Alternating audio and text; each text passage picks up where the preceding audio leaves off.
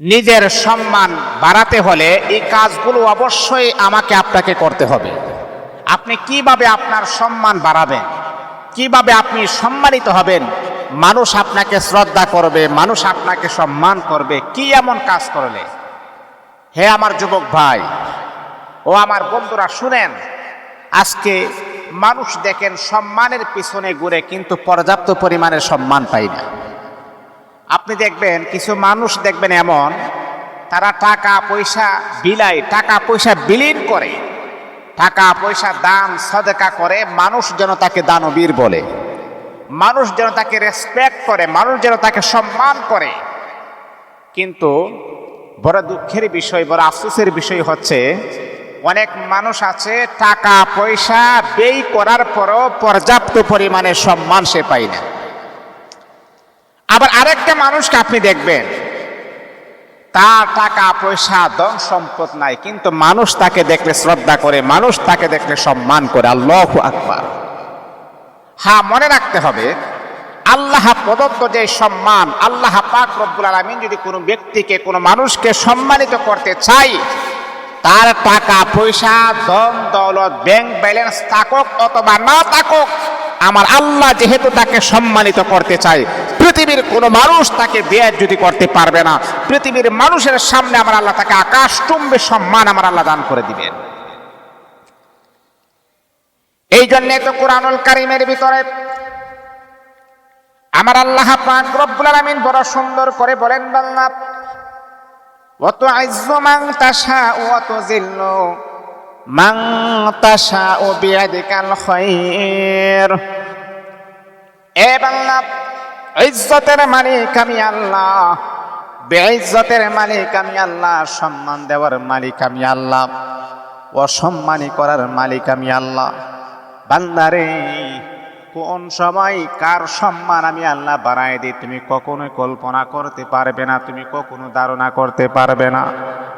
ও বান্দা, তোমার টাকা পয়সা ব্যাংক ব্যালেন্স না থাকতে পারে, কিন্তু আমি আল্লাহ যদি চাই তোমাকে সম্মানিত করতাম, টাকা পয়সাওয়ালাদের চাইতো আমি আল্লাহ তোমার সম্মান আর মর্যাদা আকাশচুম্বী করে দিব।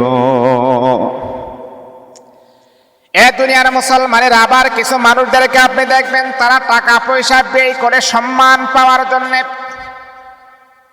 টাকা পয়সা ব্যয় করার পরেও পর্যাপ্ত পরিমাণের সম্মান তারা পায় না। ও পৃথিবীর মানুষেরা, আবার কিছু মানুষকে দেখবেন তাদের টাকা পয়সা নাই, ধন সম্পদ কোনো কিছুই নাই, কিন্তু আমি আল্লাহ তাদেরকে এত সম্মানিত করেছি, তাদেরকে এত সম্মানিত করেছি, যে কোনো মানুষ তাদেরকে দেখলেই সম্মান করে। মনে রাখতে হবে, এটা হচ্ছে আল্লাহ প্রদত্ত সম্মান। এই সম্মান কখনো আপনি মাটির সাথে মিশাইতে পারবেন না। এটা হচ্ছে কোনো টাকা পয়সার কোনো বাহাদুরি না, কোনো নেতা হওয়ার বাহাদুরি না, এটা হচ্ছে আল্লাহ প্রদত্ত সম্মান। এই সম্মান কখনো আপনি ধূলিসাৎ করতে পারবেন না। এই জন্য মুহতারাম হাজিরিন, আপনি কিভাবে সম্মান ধরে রাখতে চান, তাহলে কিছু কৌশল আমাকে আপনাকে অবলম্বন করতে হবে। এই নিয়মতান্ত্রিক, এই নিয়ম মাফিক আমাকে আপনাকে চলতে হবে, তাহলে মানুষ আমাকে রেসপেক্ট করবে, মানুষ আমাকে সম্মান করবে। এক নাম্বার, মনোযোগ দিয়ে শুনেন, কে না চাই যে মানুষ আমাকে সম্মান না করুক? আচ্ছা বলেন, কে না চাই? আমরা সবাই চাই আমাদেরকে সম্মান করুক, আমাদেরকে মর্যাদা দেব, আমাদেরকে শ্রদ্ধা করুক, আমরা সবাই চাই। কিন্তু কিন্তু আমরা এই ফর্মুলাটা মানি না। কি ফর্মুলা? আমি আপনি মানলে, কন্ট্রোলে থাকলে আমাকে সম্মান করবে, শ্রদ্ধা করবে, সে কন্ট্রোল আমরা রাখতে পারি না। প্রথম নম্বর হচ্ছে, কখনো যদি আপনি সম্মান বাড়াইতে চান, কাহারও সঙ্গে বেশি তর্কে লিপ্ত হবেন না। কখনো কোনো সময় কাহারও সঙ্গে আপনি তর্ক লিপ্ত হবেন না, তর্ক করবেন না। যেমন ধরেন, আপনি একজন শিক্ষিত মানুষ, রাস্তায় একটা রিক্সাওয়ালার সাথে যদি আপনি তর্ক করেন বাড়ানে, 10 টাকা বাড়ানে, তাহলে বলেন তো আপনার পর্যাপ্ত পরিমাণের সম্মান থাকবে নাকি চলে যাবে? এই জন্য মনে রাখতে হবে মুসলমান বন্ধুগণ,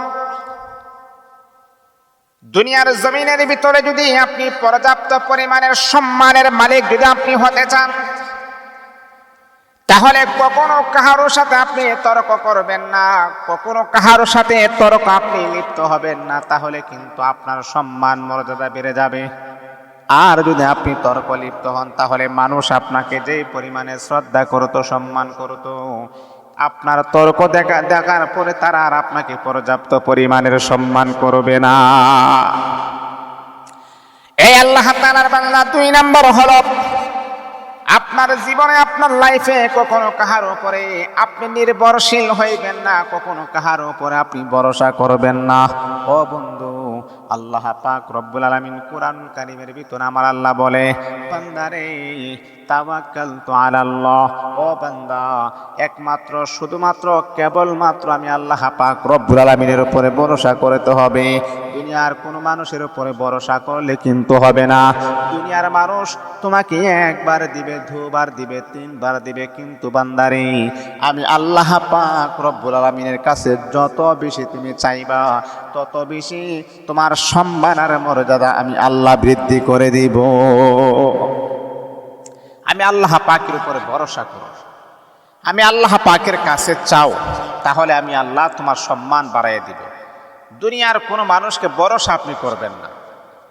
যে কোটি কোটি টাকা পয়সার মালিক, তারপরে কখনো আপনি তার উপরে ডিফেন্স করবেন না, তার উপর আপনি ভরসা করবেন না। ভরসা রাখতে হবে একজনের উপর, তিনি কে? আল্লাহ পাক রব্বুল আলামিনের উপরে ভরসা রাখতে হবে। তারপরে হচ্ছে আপনি টাকা পয়সা উপার্জন করতে শিখতে হবে, হালাল ভাবে, হারাম ভাবে নয়, হালাল ভাবে টাকা পয়সা আপনি উপার্জন করতে শিখতে হবে। কাহারও মুখাপেক্ষী হওয়া যাবে না দুনিয়া। আমরা সবাই একজনের মুখাপেক্ষী, তিনি হচ্ছেন আমার আল্লাহ। আল্লাহ বলে, বান্দা আমি আল্লাহ কাহারও মুখাপেক্ষী নয়।